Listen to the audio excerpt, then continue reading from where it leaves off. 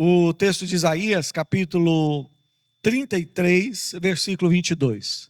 Isaías 33, 22, um versículo apenas, que diz: porque o Senhor é o nosso juiz, o Senhor é o nosso legislador, o Senhor é o nosso rei, ele nos salvará. Nós temos estudado, obviamente, o contexto maior de Isaías. É uma regra básica para estudar a Bíblia. Você lê a Bíblia com a Bíblia inteira, certo? Nós não podemos pegar um versículo, tirar do seu contexto e daí criarmos o nosso significado. Eu tenho que ver o contexto, quem falou, para quem que foi dito, qual que era a experiência que as pessoas estavam tendo, qual que era a mensagem na qual aquela passagem estava incluída, e assim nós conseguimos compreender, e então, com a bênção de Deus, o Espírito Santo, iluminando a nossa mente, nós conseguimos retirar a lição para a nossa vida. Primeiramente, é sempre bom lembrar que no profeta Isaías, e não apenas no profeta, mas na Bíblia inteira, existem 3 ideias fundamentais, que eu sempre gosto de ressaltar, ainda que rapidamente, porque elas são importantíssimas.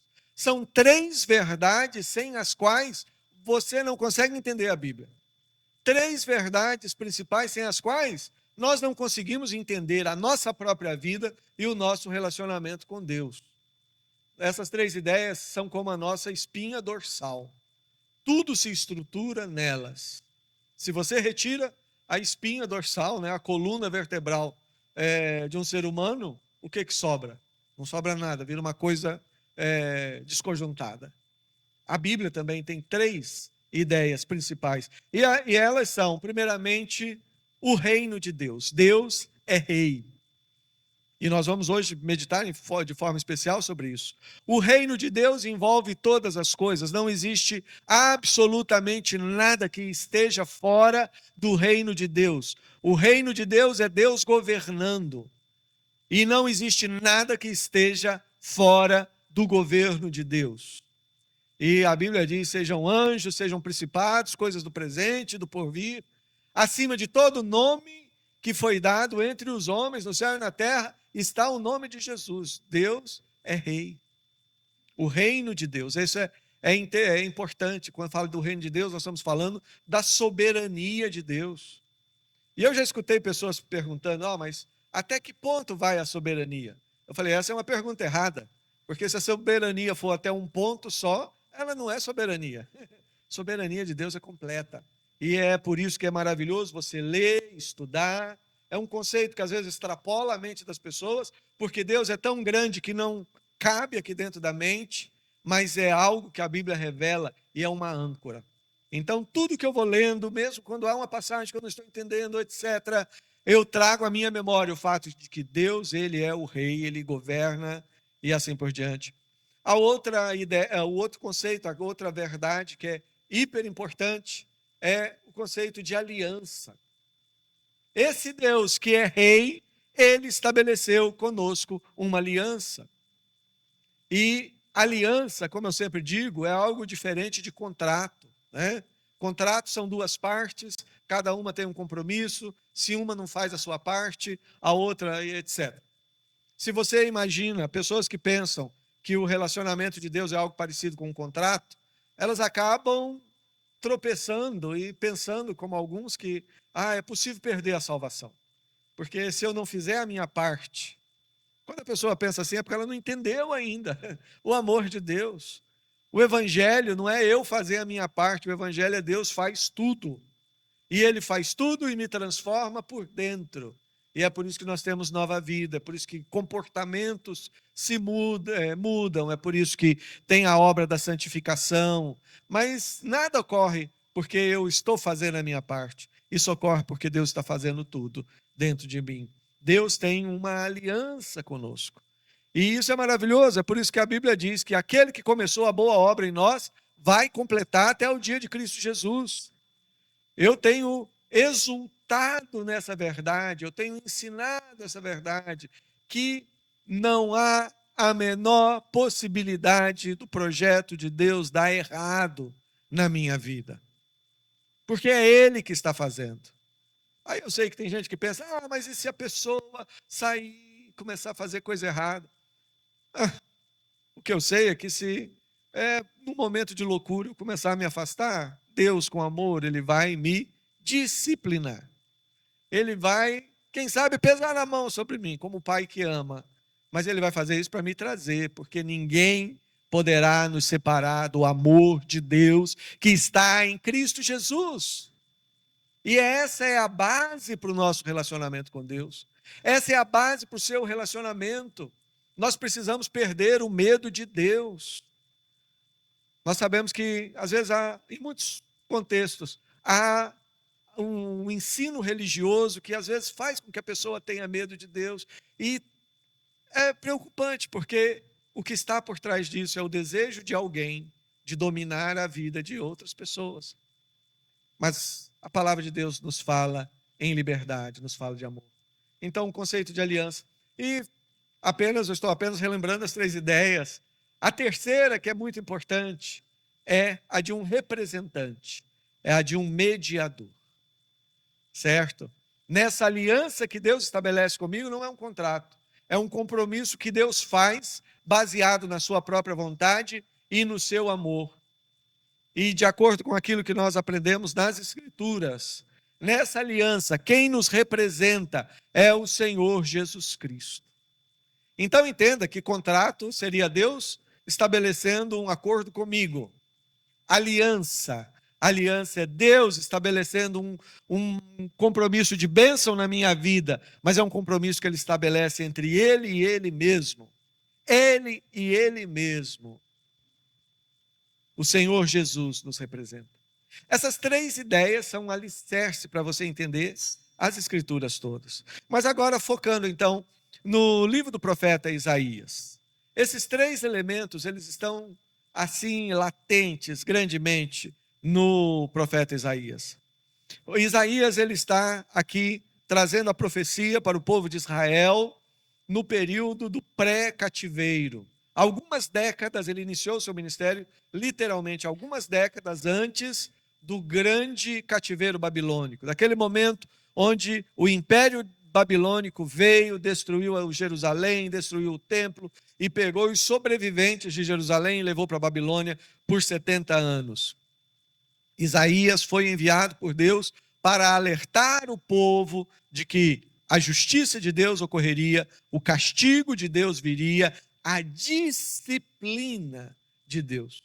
Quando nós estudamos a história de Israel nesse período, era uma coisa assim horrível. Horrível. E eu acho que a palavra horrível ainda é branda, é suave para o que acontecia. O que eu estou chamando de horrível? Estou chamando de horrível uma família se reunir no sábado e ir lá para o templo, participar dos rituais, quem sabe até levar um sacrifício, uma coisa no templo lá construído por Salomão. Mas durante a semana essa mesma família se arruma, pega o filho recém-nascido, bebezinho todo bonitinho, leva para fora de Jerusalém e numa cerimônia ao deus Baal, Moloque, eles pegam esse bebê e o sacrificam, o queima vivo. Coisa horrorosa, horrível. Era exatamente isso que acontecia em Israel. E por conta disso, tantas outras coisas ruins. Ou seja, Deus ele traz para Israel disciplina. Mas, por outro lado, a mensagem de Isaías é tão maravilhosa porque ela considera o reino de Deus, considera a salvação que vem do Senhor, considera a aliança. E o conceito de aliança é maravilhoso porque significa que o amor de Deus, o projeto de amor de Deus por mim, ele é um projeto eterno. Isaías sabia que aquele projeto de Deus não tinha a ver apenas com a nação de Judá. Não tinha a ver apenas com o povo, não, ele sabia que a aliança tinha a ver com o cumprimento da história da salvação. Isaías sabia, ele se lembrava daquela conversa tão abençoadora de Deus com Eva e Adão logo depois do pecado, dizendo, olha, do descendente da mulher virá aquele que vai esmagar a cabeça da serpente. É o conceito do Salvador, do ungido, do Cristo, do Messias, que haveria de vir. Isaías sabia que a história de Israel fazia parte dessa história muito maior. E ele sabia que Deus, como rei, não tinha os seus planos frustrados. Ele sabia que o pecado ali não iria destruir o seu projeto. E ele, então, na sua mensagem, na sua profecia, e a profecia bíblica, né, que está aqui registrada, escrita nas Escrituras, diz a palavra que ela nunca foi dada por vontade humana, mas pela inspiração do Espírito Santo. Então, nessa profecia, Isaías, preste bem atenção, décadas antes dos babilônicos vir, para um período de 70 anos, ele já estava profetizando que Deus haveria de cumprir o seu projeto. Ele estava profetizando que Deus haveria de trazer o povo de Judá de volta, Israel de volta. Ele estava profetizando já a reconstrução da cidade, que ainda nem tinha sido destruída. A reconstrução do templo, que ainda nem tinha destruído. E aqui, nesse contexto, quando ele está falando acerca da aflição, mas também do livramento de Jerusalém, é que ele coloca o versículo 22 que nós acabamos de ler. E eu quero, com tudo isso que nós falamos, agora sim, meditar no significado dessa passagem. Porque o Senhor, primeiramente a palavra porquê. Porquê do porquê. Quando você usa a palavra porquê, você está falando de uma razão. Ele está profetizando, né, que vai vir o castigo, a punição, a restauração. E ele diz que o porquê, ou seja, o motivo, a razão disso acontecer, a razão desse movimento histórico que envolve disciplina, mas envolve restauração, a razão, o porquê é que, primeiramente, o nosso Senhor, o Deus Todo-Poderoso, Ele é o nosso juiz. O nosso juiz é um conceito tão amplo. Deus, ele é o juiz no sentido de ser aquele diante de quem nós colocamos as nossas causas. Deus é o nosso juiz no sentido de ser ele aquele que nós buscamos quando queremos justiça, quando precisamos do socorro, quando precisamos que o mal que nos envolve seja punido. Isaías, ele estava falando, olha, o povo vai estar no cativeiro, subjulgado por outras nações, etc. Mas nós temos um juiz. Deus é o nosso juiz. Deus é o juiz de toda a terra. De toda a terra. E é interessante que às vezes as pessoas elas têm uma percepção meio míope, meio limitada da vida. As pessoas às vezes elas veem a vida apenas como esses anos que nós passamos aqui. E uma coisa que eu digo maravilhosa que a Bíblia nos traz é uma lente chamada eternidade. Quando você coloca essa lente da eternidade nos olhos e começa a ver a sua vida, ver a história do planeta e da humanidade, considerando a realidade desse fato, da eternidade, tudo muda. A Bíblia diz, a nossa vida aqui é um breve pensamento. As primeiras gerações, né, antes do dilúvio, viviam quase que 1000 anos, 800 anos, 900 anos, viviam séculos. E quando chegou o dilúvio, Deus falou, não, a maldade é grande, a idade agora vai ser 120. Mas mesmo 120, mesmo 1000 anos, isso é um breve pensamento. Deus nos criou para sermos eternos. O livro de Provérbios tem vários textos que fazem menção a isso. A arrogância do homem que se acha alguma coisa e que oprime, etc, etc, e morre. Acaba, some. Eu li no livro de Provérbios algo assim que me chamou a atenção. Eu falei, olha, é um versículo que ele fala 2 não. Ele fala não e fala não. Não e não. E eu penso, bem, num versículo só, para você ter 2 ordens negativas, né? Você tem que prestar atenção. E sabe o que aquele versículo diz? E tem a ver com isso que eu estou falando. o versículo diz: não queira ficar rico. Não aplique nisso a sua inteligência. Nos muitos best-sellers, né, livros que estão sendo vendidos aí, eu nunca vi um livro sendo vendido com esse tema. Né? Porque não vende, as pessoas acham que isso é uma loucura. Como? Mas o texto diz: não queira ficar rico. Não coloque isso, a sua inteligência nisso. E por que a Bíblia está falando isso? É que ela está falando, olha, a vida, ela passa rápido. Jesus disse: o que adianta um homem ganhar o mundo inteiro e perder a sua alma? A vida passa. Deus é o justo juiz. E é a própria Bíblia que diz que os arrogantes desse mundo, bilionários, quem sabe trilionários, etc., eles morrem. E como diz a Bíblia, no mesmo dia acaba todos os seus planos. E eu sei que as pessoas, por não ter a lente da eternidade no rosto, têm dificuldade de entender isso.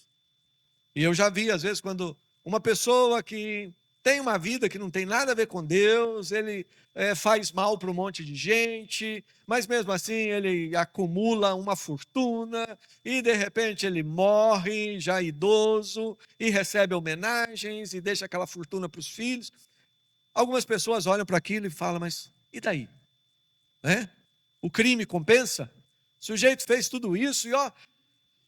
Mas quando você põe aos olhos da eternidade, você fala assim: ele fez tudo isso por um breve tempo, não conheceu a Deus, fechou os olhos, e ao abrir os olhos de novo, ele vai ver os olhos de Deus.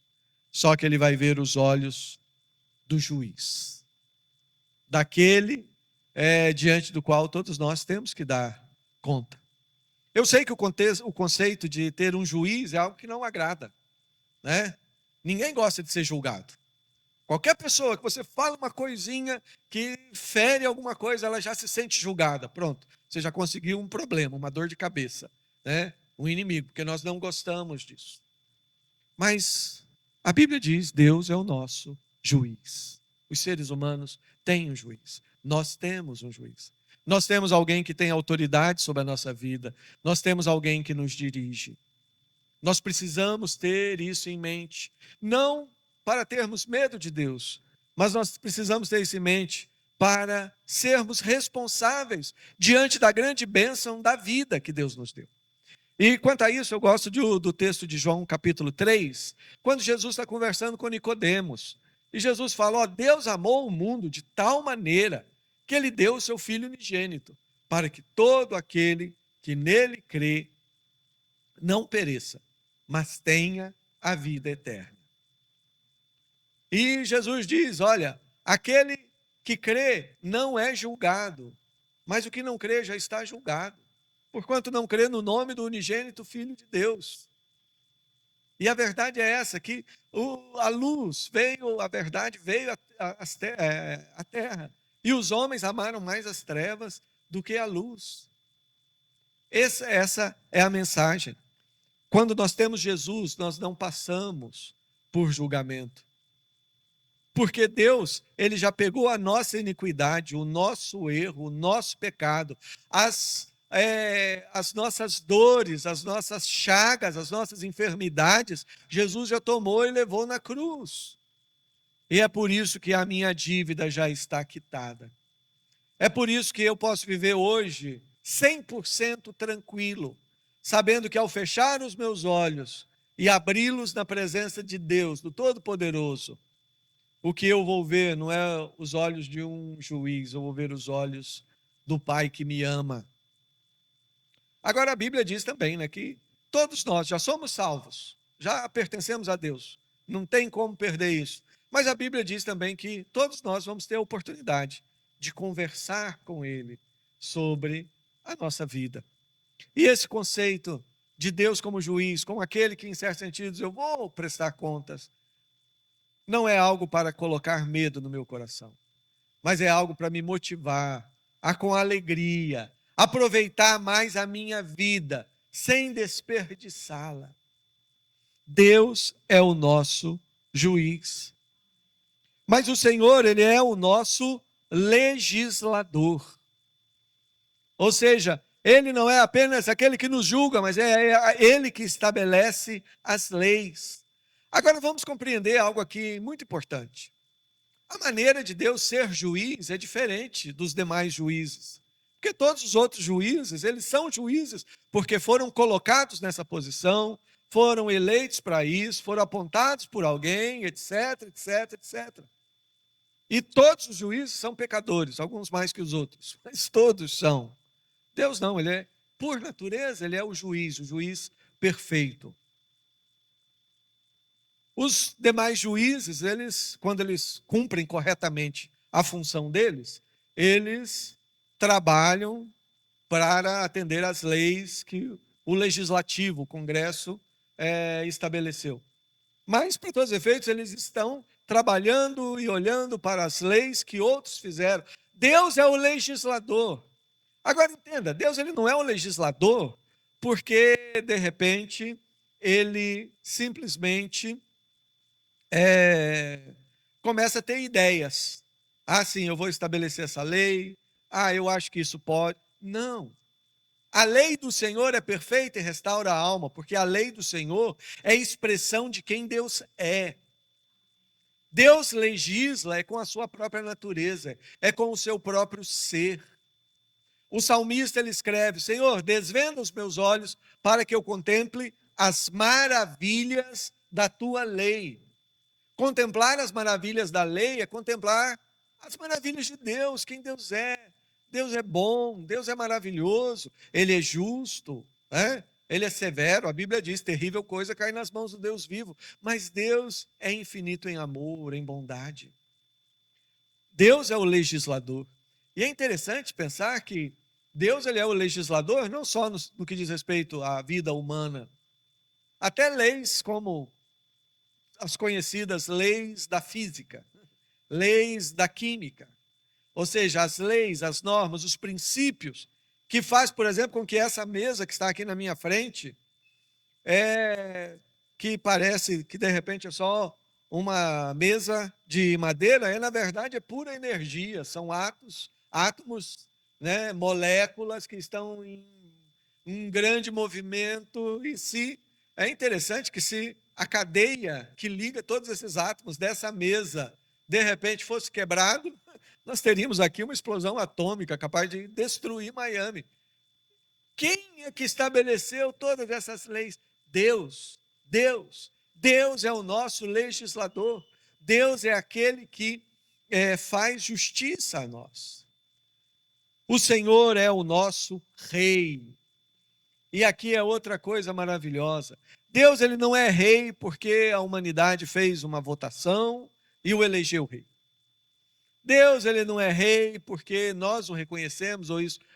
Deus ele é o que ele é, independentemente de qualquer outra coisa. Deus é o único ser realmente independente, autônomo, livre.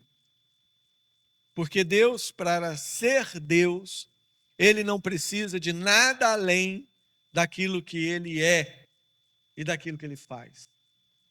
Nós não somos assim. A gente vive aí com essa ilusão de independência, né? Trabalha a vida toda, quero ser independência. Não, eu quero ter um emprego melhor porque eu quero ser independente. Eu quero não sei o quê. Mas nós não somos independentes. Nós precisamos colocar roupa, senão a gente passa calor ou passa frio.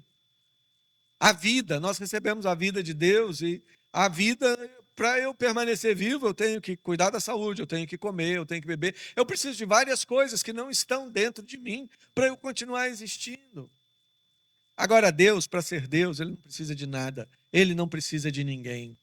E quando ele criou todo o universo, ele não o fez porque ele estava com necessidade de alguma coisa. Ele criou todo o universo porque ele estava no seu coração, na relação Pai, Filho, Espírito Santo, a Trindade, eternamente tão plena, tão feliz, uma relação tão intensa, que isso explode no projeto da criação. E ele decide criar esse universo tão grandioso para falar um pouquinho de quem ele é. E ele nos cria a sua imagem e semelhança para poder se relacionar conosco e compartilhar conosco um pouco de quem ele é. Deus, ele é totalmente independente. E é assim que ele é o rei, o verdadeiro rei. Nada nem ninguém pode tirar nada debaixo do seu controle. E como rei ele nos governa, como rei ele dirige tudo, como rei ele governa a vida de todos os homens, os mais humildes e os mais arrogantes. Deus ele tem o controle. Ninguém vive um minuto a mais, um minuto a menos, se ele não permite.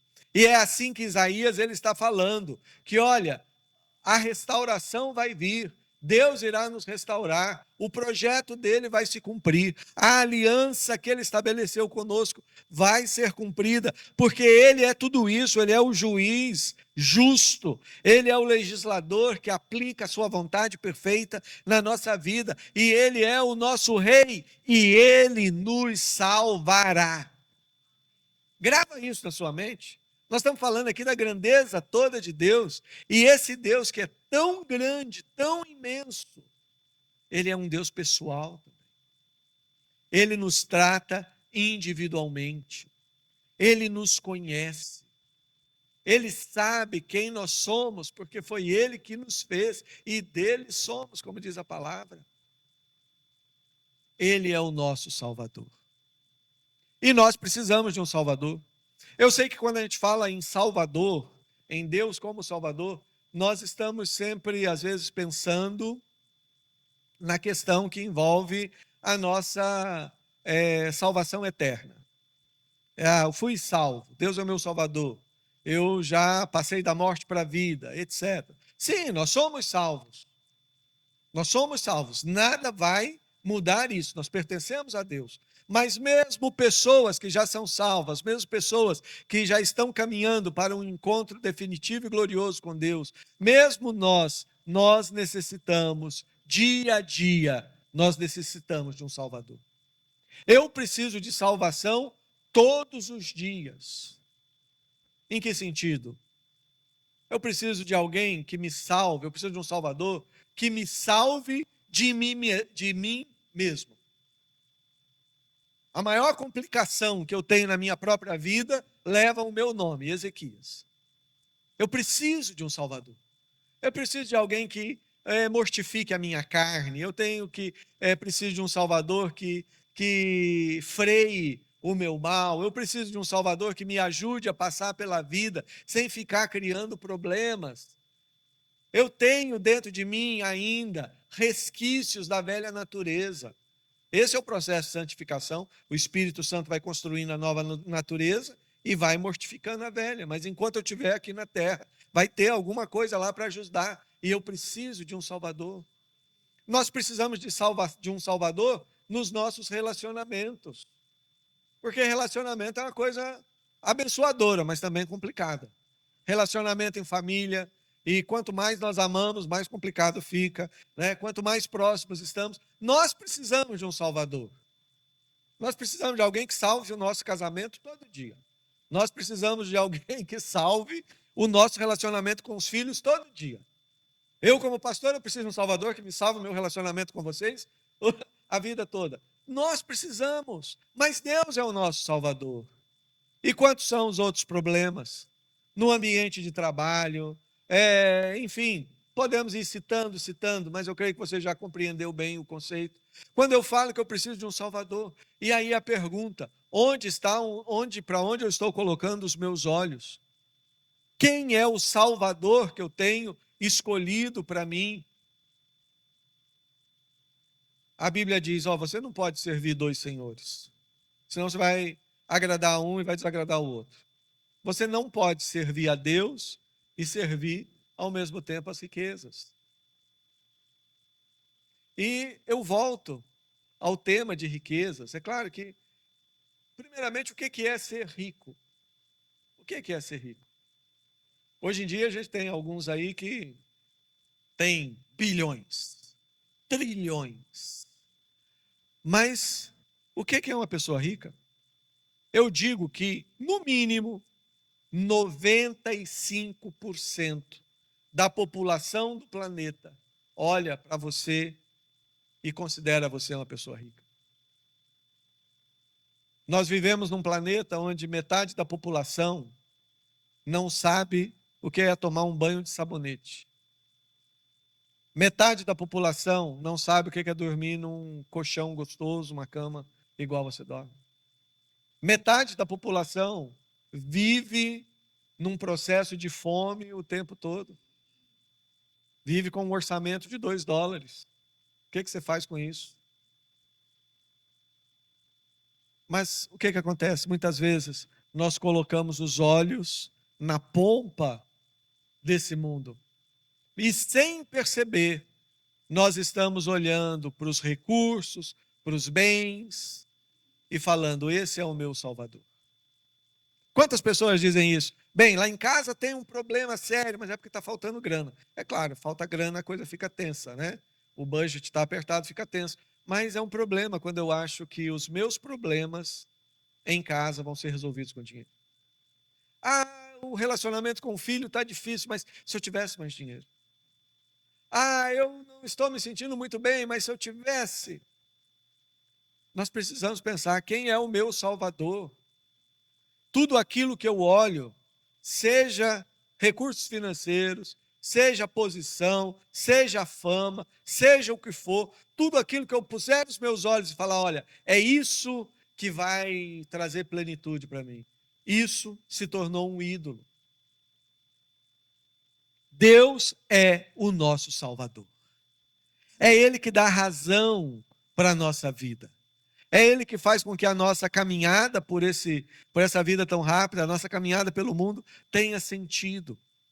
Grava na sua mente o seguinte: não existe algo mais importante, não existe algo mais importante do que conhecer a Deus, do que buscar a Deus, do que se envolver com Deus. Deus é o melhor dessa terra. As pessoas usam esse texto muito errado, né? O melhor da terra, não, eu vou ter o melhor da terra, eu vou ter a melhor empresa, o melhor prédio, e isso. Está errado.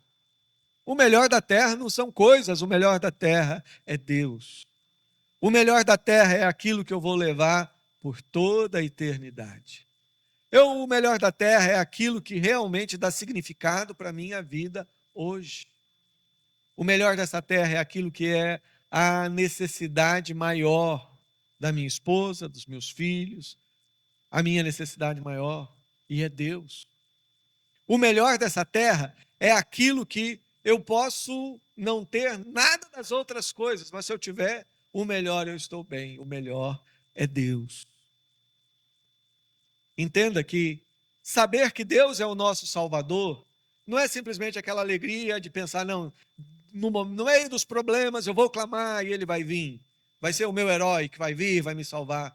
Não, entender que Deus é o Salvador é entender que isso implica num relacionamento cada vez maior, cada vez mais profundo com Ele.